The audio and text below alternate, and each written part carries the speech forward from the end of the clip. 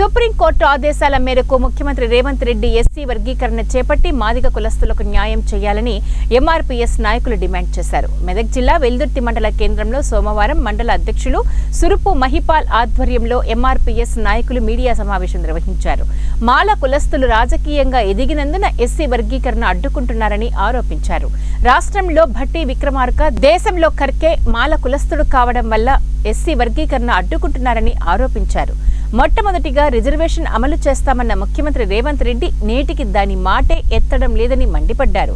ఇప్పటికైనా కాంగ్రెస్ ప్రభుత్వం SC reservation అమలు చేసి దామాషా ప్రకారం రిజర్వేషన్లు అమలు చేయాలని డిమాండ్ చేశారు. కార్యక్రమంలో ఎంఆర్పీఎస్ మెదక్ జిల్లా నాయకులు ఆకుడుశెట్టిపల్లి, యాదగిరి, కొమ్మ షేకుల, మండల నాయకులు బాలకృష్ణ, మండల అధ్యక్షుడు సుదుపు మహిపాల్, మాదిగ ఉపాధ్యక్షులు ఎంకమేల రమేష్ తదితరులు పాల్గొన్నారు. 59 ఉపకులాలకు 15% రిజర్వేషన్లు పంచవలసిందని చెప్పేసి రాష్ట్ర ప్రభుత్వానికి కోర్టు తీర్పిచ్చింది. కాబట్టి ఆయన ముఖ్యమంత్రి ఇప్పుడు ఉన్నటువంటి రేవంత్ రెడ్డి అన్ని రాష్ట్రాల కంటే ముందు నేనే చేస్తానని చెప్పి ఒప్పుకున్నాడు.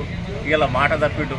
ఆయన అడ్డుకునేటటువంటి ఉప ముఖ్యమంత్రి మన బట్టి విక్రమార్క కానీ, కేంద్రంలో ఉన్నటువంటి ఖర్గే కానీ, ఈ మల్లు వీళ్ళందరూ మాల కులానికి సంబంధించినటువంటి నాయకులు హై లెవెల్ ఉన్నారు. కాబట్టి ఇలా వాళ్ళు అడ్డుకుంటారు. కాబట్టి ఆయన కూడా వెనుకడిగేస్తుండు.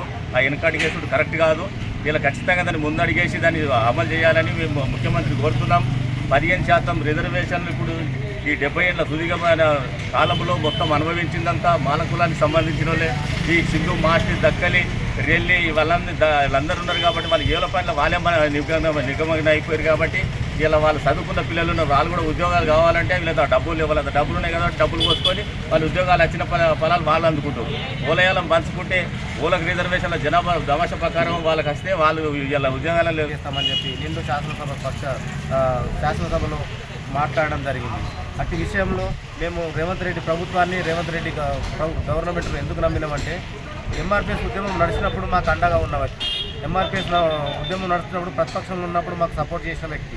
కాబట్టి రేవంత్ రెడ్డి ఒక గౌరవ ముఖ్యమంత్రి మాట ఇచ్చింది కాబట్టి ఖచ్చితంగా అమలు చేస్తారని చెప్పి మేము నమ్మి 2 నెలలు ఓపిక పట్టినందుకు మా గొంతు కోసిండు. నమ్మించి గొంతు కోసిన ఏకైక వ్యక్తి గౌరవ ముఖ్యమంత్రి అని చెప్పి గుర్తు చేస్తున్నాం.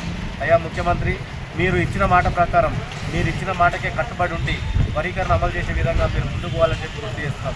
కొంతమంది స్వార్థపరులు డబ్బు బలంతో, అధికార బలంతో, రాజకీయ బలంతో మేము భయపడిస్తే వాళ్ళకు భయపడితే మీకు రేపు పుట్టగతులు ఉండకుండా పోతాయని చెప్పి గుర్తు చేస్తున్నాం. ఏబిసిడి వర్గీకరణ న్యాయమైన పోరాటం. దాన్ని ముఖ్యమంత్రిగా నువ్వు ఒక హోదాలో ఉండి మాట్లాడినావు కాబట్టి దాన్ని ఇప్పుడు ప్రత్యేకంగా అమలు చేయమని చెప్తున్నాం. మాల సామాజిక వర్గం సంబంధించిన నాయకులు తినమరిగిన వాళ్ళు కాబట్టి ఏబిసిడి వర్గీకరణ అయితే మీకు వచ్చే నష్టమేందో బహిరంగంగా చెప్పాలని గుర్తు చేస్తాం. ఒక ప్రజాప్రతినిధులై ఉండి మేము పక్కా వారి వర్గీకరణ అడ్డుకుంటామని అనడము మీకు ఎంతవరకు మంచి సమంజసమో అది మీకు సిగ్గుచేట అనిపిస్తలేదు అని చెప్పి గుర్తు చేస్తున్నాం. అందులో భాగంగానే ఉమ్మడి మెదక్ జిల్లా, మరి తెలంగాణ రాష్ట్రం, 2 తెలుగు రాష్ట్రాలు